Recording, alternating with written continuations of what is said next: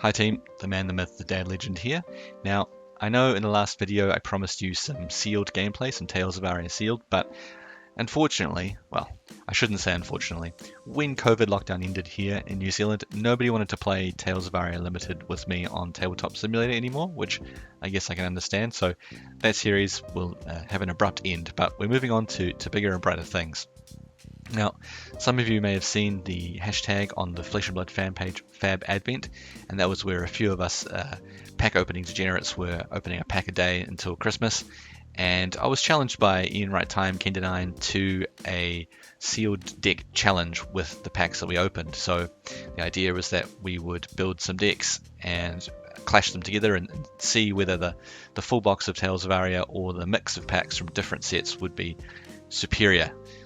So we recorded those games recently, and I'm sure Ian will put them up soon. But in the meantime, I wanted to share with you my builds because I think I learned some really interesting things that could be translated to Tales of Aria Limited. So I wanted to share the final builds, how I got there, my reasoning behind it, and you can let me know if you think my reasoning is terrible or awesome in the comments. But yeah, we'll get straight into the first deck and see what I came up with. Alright, so here's the first deck, and it's Lexi. So, I was building a box from Tales of Aria, so I wanted one of each hero. 3 decks, 3 heroes, makes sense. So this is the first, this is Lexi, and as you can see, it is Mono Lightning Lexi. I did start with Ice, and I like Ice Lexi. I think Ice Lexi is really fun and limited. I like making frostbites and irritating my opponent in that way, but I started to realize that it wasn't really outputting as much damage as I would like, and I also wanted to use the Ice cards that I was putting in this deck, in the Oldham deck, because the blue ice cards are really nice in Ice Lexi because they let you, fuse. They let you flip from Arsenal to make an a frostbite token, and they also let you pitch for 3 to do a turn, something like Overflex, load Shiver with Dominate, and then fire off an ice arrow, because all the ice arrows cost 1. So having the blue ice cards is really nice for that. Which I think is, the first learning that I picked up for going into Tales Limited is that if you're going to be Ice Lexi, the blue ice cards really are the best, because you want your resource cards to be multi-use, and you also want your pumps and your arrows to be red if possible, because it outputs the most damage. So those being red means your resource cards have to come somewhere else, and it makes the most sense for them to be therefore your fuse cards. So that's why I wanted blue ice cards, but they were getting chewed up by the Oldham deck, so we turned to Lightning, and we also wanted to try and do a bit more damage with this deck. Another reason why we chose Lightning. So we'll go through all these cards and why they're in the deck. Now the first, which may be a controversial choice, is blue Ball Lightning. Now I still wanted some number of blues in this deck because, like I said, there's still a nice turn of pitch a blue, Overflex, load Shiver, fire a 1-cost arrow, and so blues do that really nicely. And I would have played as many blue electrifiers as I could get my hands on, but being a box is still random, so I didn't have that many blue electrifiers. And the next best card I felt was Ball Lightning, because as a blue it's still pretty high impact. It doesn't do exactly what you want out of Arsenal like Electrify does, which I'll get to in a second, but being something that you can fire off for 0 that's going to have impact over the turn, both with Frazzle and with Buzzbolt, felt like it was good enough as the blue there. And then moving on to Electrify. So Electrify is perfect for Lightning Lexi, absolutely perfect. As a Lightning card, it fuses, flips from Arsenal to give Go Again. And the flipping from Arsenal to give Go Again is actually really important on something like Electrify, because if you do it with something like a lightning attack that already has Go Again, you lose that benefit from Lexi's ability. So the Electrify allows you to flip, gain Go Again, then play it out of Arsenal, both drawing a card and gaining the effect of Electrify, to then be able to load an arrow, which is going to get Go Again. So that's really important. Similarly with Heaven's Claws and Shock Striker, they do the same thing. They flip to give Go Again, and then you can play them from Arsenal, and they themselves have Go Again. So it's really good to be able to have cards that let you make use of Lexi's ability while also fusing and then having an additional effect. So yeah, Electrify is perfect. Shock Striker is fine. I would have played more Heaven's Claws if I had them. I would have played more Electrifies if I had them. Yeah, again, Heaven's Claws, giving itself going in from Arsenal is really nice. Plus, also blocking for 3 is strong, and just being a decent rate. You know, the red is 5 for 1 going in, which is pretty strong. And then finally, yeah, some additional Shock Strikers, which, like I say, if this pile could all be Electrifies and Heaven's Claws, I'd be happy, but that's not going to be the case. And moving to the middle, we have 3 Overflicks. So yeah, red Overflicks is a real nice one. Overflicks 1 for +4 is really strong, a really strong buff. The reload can be good, but it also sometimes you just skip the reload because you would rather load with Shiver, because Shiver is going to give you the +1 or the Dominate. But sometimes you don't have the resource to do that, so Overflicks reloading is quite strong. Also, you can do a little trick with Overflicks and Electrify, which is really nice, where you can reload the Electrify.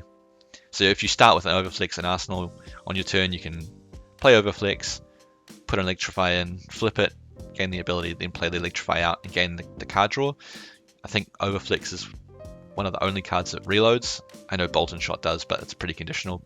So Overflicks, reloading the Electrify to both give you the card draw and the Electrify, the go again, when the Electrify start on your hand is really powerful. So yeah, happy to have Overflicks. I think you'd play more than 3 if you got them. I don't know what the maximum number of Overflicks would be, because it's not a lightning card, or you know, it's not an elemental card, so it doesn't help you with Fuse, but the reload and the +4 are both very powerful. So yeah, maybe someone better than me at FabMats can work out what the correct number should be there. Moving on to the attacks. So you know, this box just had a bunch of red lightning arrows, so I played all of them. Dazzling Crescendo is a nice one because it's a 0 cost with Go Again. Frazzle and Buzzbolt practically do the same thing, but you know, they interact slightly differently with Ball Lightning and Electrify, but yeah, both pretty good. And then Bolt and Shot's a nice one, 0 cost arrow, which can give you some additional reloads and give you some more Go Agains as well, which is nice. And finally, just the 1 red and Twine Lightning. I had some yellows and stuff, but would rather just play as many red attacks as possible, and yeah, I just had the 1 red and Twine Lightning. So that covers the deck. So it seems like a really nice one, and if I was playing Lexi in Limited, I think this is what I would be aiming for. So it kind of tells me some things, you know, makes Electrify a much higher pick in my mind, because having played Lightning Lexi and done this experiment, I can tell that Electrify is ideal both in Lightning Briar and Lightning Lexi. So it's a card that you want to pick up, you know, over a lot of things. And it was funny when I did the Fab Advent I won't say challenge, on Facebook, a lot of people were saying Electrify, Electrify, Electrify over everything, which originally I didn't really understand. I knew the card was good, but I didn't understand why. And now, having done this, I can understand the power of Electrify. So that's going to be a card that I'm going to be picking first a lot, hopefully. And yeah, just learning the interaction between Lexi's ability and the lightning cards you want in your arsenal. You know, again, being Electrify or something like Heaven's Claws is pretty strong. So overall, yeah, this deck is pretty nice. So yeah, that's the Lexi deck. So we'll move on to Briar. Okay, so here's the Briar deck. So this was a really interesting balancing act, this deck, because there was a balancing act between resource cards, fuse cards, and attacks, and they all kind of slotted into different spots, because you also need a critical mass of non-attack actions to turn on Briar's ability and to block and to create these big damage turns. So yeah, here is the deck. As you can see, there is an even split of attacks and non-attacks, along with the 2 Sigil of Suffering red. And there is a lot of Bramble Sparks and a lot of Stir the Wild. And the reason for that is Bramble Spark into Stir the Wildwood with Fuse is a really, really powerful turn. And if you're able to keep additional cards on top of those 2 plus your pitch and Fuse, you can have a pretty busted turn, because you can often follow that up with a Rosetta Thorn, which is a lot of damage. So go through each side independently. So we'll start with the non-attack actions. So Weave Earth is probably one of the best ones here. It gives you a pump. It's a zero cost non-attack, so it's easy to deploy. Often you want to try and deploy 2 non-attack actions to get the embodiment of lightning to allow you to attack with an additional thing, normally the Rosetta Thorn, and it's just a really good rate. The red especially is really strong, so happy to have Weave Earth, and would probably play more if I had them. And also being an elemental card helps you fuse, so just does everything that you want. So tomorrow, similarly, it's an Earth non-attack action, which synergizes really well with the deck. The putting a card on the bottom is not so relevant. This deck's not trying to fatigue, but the fact that you can play it from Arsenal and draw a card is going to mean you're going to have more turns with multiple non-attack actions, meaning that embodiments of lightning, meaning Rosetta Thorn attacks. So tomorrow, again, does everything you want, and I'd happily play blues, but I didn't. But the blues ended up in the Oldham deck, as you'll see. So we have a lot of So Tomorrows because I played pretty much every copy that wasn't in the Oldham deck. Now, the 7 Bramble Sparks, obviously they're there to pair with the Stir the Wildwoods, and again, they are a 0 mana non-attack, so it's really easy to fit it into your turn with 1 resource pitch. The ability is really strong, especially when fused, pumping an attack, doing the arcane damage, spreading your damage, making it difficult for your opponent to block. It's just really nice, and by being able to play 7 along with 5 stirs, it made this deck really consistent at putting out that damage.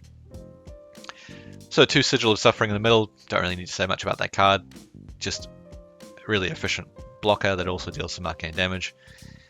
In Tales of Aria sealed format, it's probably better than it is in this Fab Admit challenge, but still a great card. So we got those 2 in there. And now moving on to the attacks. So you'll see the first one there is Burgeoning. And the reason I've got Burgeoning here is that Burgeoning pairs really well with as a replacement for Stir, but also allowing you to keep your number of Earth cards up in the deck. Because you need enough Earth cards to fuse, but you also want enough attacks to pair with Bramble Sparks. And by being a 2 cost, it allows you to go for the 2 non-attacks into the Embodiment of Lightning, into an attack, into Rosetta. Because if you're playing 2 0 cost non-attack actions, or a So, which is going to replace a card in the hand to let you pitch for more, it's going to let you output that high output damage turn. So Burgeoning being a 2 cost is the reason I picked it over the other options that are available in the format that cost 3. I just think that the 2 cost there is quite important for consistently doing basically the same turn every turn. So playing all 4 copies that are open because, again, it's an Earth card, so it allows you to keep the number of Earth cards up to allow you to consistently fuse. So then we have Explosive Growth. Explosive Growth is very good with Bramble Spark, because if you fuse the Explosive Growth along with the Bramble Spark, there's 2 instances of arcane damage which pump the Explosive Growth and then attacks further down the chain. And then if it hits, it's going to get pumped additionally by those arcane damage pings, and then if it hits, it's going to increase your next attack by even more. And because it costs 1 and we have the Suckless Suede Hides, if we didn't play 2 non-attacks this turn, we can still go Bramble Spark into Explosive Growth, give it go again into Rosetta Thorn, and that's still going to be quite a high damage output turn. And I also found out that Explosive Growth pumps Rosetta Thorn, which I didn't realize. So Explosive Growth is a great one, and that's why we have that there. Rites of Lightning, similarly, we don't have any lightning cards to fuse Rites of Lightning, so it's not going to deal arcane damage itself, but most of the time when you play Rites of Lightning, you're playing it after a Bramble Spark, and a Bramble Spark does an arcane damage, so you are going to get the go again on the Rites of Lightning from the Bramble Spark arcane damage without needing to fuse. So that's why that one's in there. And then finally we have the stirs, the 5 stirs. So I opted not to play, I think I had 2 more yellows that I cut, because I'd rather have the Red Rites of Lightning, Red Explosive Growth, and then I needed some more blues for resource cards, so quite a delicate balancing act in this deck. But yeah, we ended up with 5 Stir the Wildwood, so yeah, the rate on this card is just absurd. 2 cost for, on the red, 5 +2/+2. It's always going to be +2/+2, so it's coming in for 9 plus the pump from Bramble Spark, so 10, 11, 12 plus the arcane damage. Really, really powerful. And then if you've done any other kind of non-attacks, you're going to get to come in with Rosetta, and Stir is going to be even bigger most of the time. So that rounds out the deck. And what I learned from this is probably not a lot in terms of Tales of Aria Limited, because it's probably going to be pretty hard to get 7 Bramble Sparks unless Earthbriar is very open in your pod, and in which case, great, go for it. I think Earthbriar is probably the best deck in Tales Limited, and capable of outputting the most damage, but then also outputting arcane damage, which in the format is really hard to block. So I guess what I did learn is the sort of best Earth cards that you want are the Sow Tomorrows, the Weave Earths, and I think Burgeoning, because of what I said. If this deck is open and you're trying to pair Bramble Spark with Stir, Burgeoning is going to be a really good stand-in for Stir, while also being a good fuse card, and I think it is the best one. So there's the Briar deck. So we'll move on to the final deck in the series, which is Oldhim. Alright, so here is the pièce de résistance of the Fab Advent Challenge, my Oldhim deck. So first things first, you can see right in the middle here, we've got 2 Oaken Olds and an Awakening. So upon opening these cards and organizing them for this deck challenge, I knew straight away that I wanted to try and fuse Oaken Old as many times as I possibly could. And the fact that I had the Awakening as well was going to mean that I was going to be able to do that more often. So I just thought, let's do it. How do we do it? And I figured, well, we're going to need as many blues and elemental cards as possible, because we want to consistently have an earth, an ice, and a blue in hand. And from there, we just went through and worked out what the best blues would be. I actually started with this deck because I wanted to make this deck as good as possible before I built any other decks. But yeah, this is where we ended up. So going through the Earth cards, the blue Sow Tomorrow is perfect in this deck because it's a blue Earth card, which also allows us to put Oaken Olds back on the bottom of a deck. So theoretically, we could do Oaken Old more than twice, which, while unlikely, I really wanted to try and do. So Sow Tomorrow Blue was the first one in. Then it was basically, okay, if I can't play any more Sow Tomorrows, what are going to be the best ones? And I only had 1 blue Autumn's Touch. Autumn's Touch probably would have been taking up as many slots as it could have because it's a block 3, but we only had 1, so 1 gets in there. And then, some of the non-attacks and stuff ended up in Briar, so we've got some breakgrounds, which honestly they're just blue Earth cards. Earthless Surge is actually quite good because you can pair it with, if you're able to with your hand, you can pair it with a Thump or a Snow Under or something to get some additional damage. Autumn's Touch, just a blue block 3 Earth card, and then Sunwood Shelter. I felt this would be a nice one as the final one because it allows you to get in a spot where you are unable to do an old fuse or something like that. It allows you to both use Oldham's ability, but also as a defense react can get you around some of the other effects in the format. I know I wasn't playing the Tales of Aria format for this challenge, but I felt that the effect would still be good to protect against some dominated attacks, so that was why I had that one in there. Also, Sunwood Shelter is nice to have in your deck when you have Plume of Evergrowth, as you can always tutor it back up from your graveyard to use as a defense react, so we like that. We'll come back to the middle at the end, so we'll move on to the blue cards. So these 3 blue Winter's Bites is part of the reason why I didn't want to play Ice Lexi, because I think Winter's Bite's probably one of the best ice cards in Ice Lexi, because you don't care about the fact that the ability only asks your opponent to pay 1 or discard, because that's actually the best amount, because 1 energy is still 1 energy, or 1 resource I should say. So it still asks for a card. They're not playing Tunic in limited. So, I mean, I guess Ian could have opened a tunic, in which case he could have paid for a Winter's Bite with it. But you know, if he opened a tunic, good on him, and he wanted to use it for his Winter's Bite, good on him. But yeah, anyway, this would have, that Winter's Bite would have been great in Lexi. So because we wanted them in this deck instead, we didn't play Ice Lexi. So yeah, Winter's Bite, great card as, you know, a little bit of disruption if you can play it in a turn cycle, but also, you know, just a blue ice card. Same with Icy Encounter, blue ice card, but the, you know, 4 attack is pretty annoying. You know, it's a great breakpoint to come in for 4. If they don't block with 2 cards, they're going to get a Frostbite token, might mess up their turn. So blue Icy Encounter is quite nice, still being a 4 attack. If it was a 3 attack, it'd probably be awful, but 4 is really good. Polar Blast, a nice one. The effect is not super relevant, but the fact that you can play it from Arsenal, draw a card, and yeah, I guess sometimes making a difficult decision for your opponent is pretty nice. Winter's Grasp is there because it blocks 3, and Weave Ice is there because the effect is quite nice, but mostly just because it's a 0 cost blue ice card. So that rounds up the elemental attacks and the elemental cards rather, and so onto the middle here. So yeah, we've talked about the Oakenolds and the Awakenings. Oakenold absolutely busted. This card is so stupid if you confuse it, so that's what I wanted to try and do.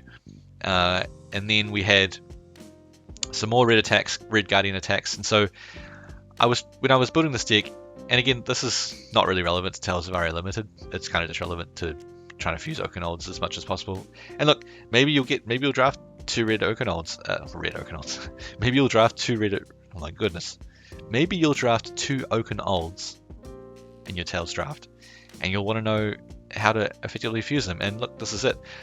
I don't think you'll end up with 20 elemental cards like I did, but you might come close.